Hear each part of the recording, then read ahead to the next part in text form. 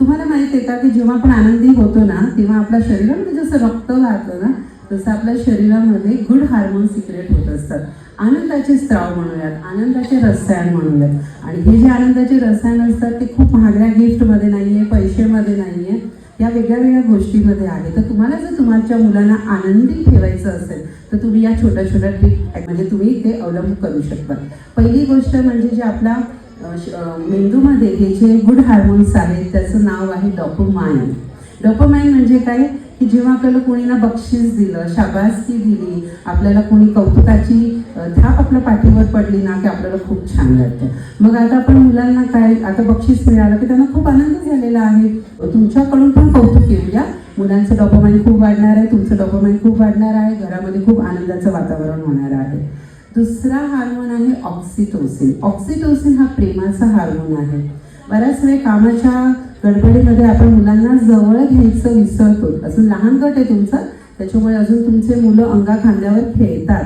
पण जेव्हा मुलं मोठे होतात तेव्हा अगदी मायेचा स्पर्श, आलिंगन देणं, हग करणं, कुठेतरी पाठीवर असं त्यांना असं थोपटणं, डोक्यावर हात फिरवणं, झोपताना थोडं थोपटणं, या छोट्या छोट्या गोष्टींनी तुमच्या मुलाच्या मेंदूमध्ये ऑक्सिटोसिन नावाचा हार्मोन हे सिक्रेट होत असतो.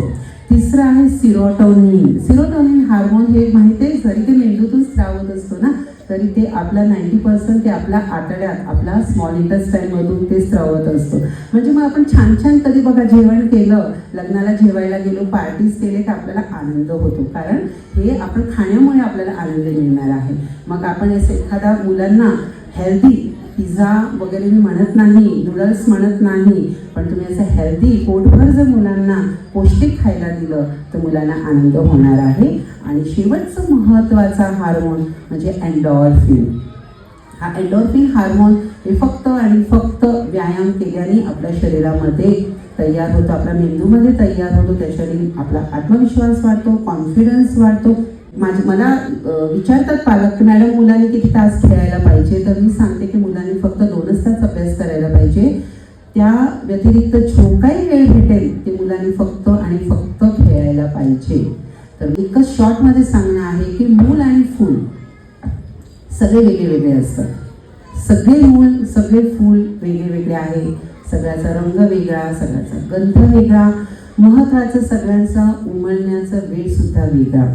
तर या मुलांच्या मागे लागून त्यांचे लहानपण आहे ते हिरावून घेऊ नका. त्यांना उमलण्याचा वेळ द्या, ते त्यांच्या पद्धतीने उमलतील. तुम्ही फक्त त्या प्रोसेसमध्ये सहकार्य करा, तेवढंच मला सांगायचं आहे. चांगले शिक्षक मिळणं ही काळाची गरज आहे, कारण आपल्याला जर चांगला समाज घडवायचा असेल, चांगली पिढी घडवायची असेल तर त्याच्यामध्ये गुरुचं, शिक्षकाचं स्थान हे सर्वात महत्त्वाचं आहे. Thank you very much.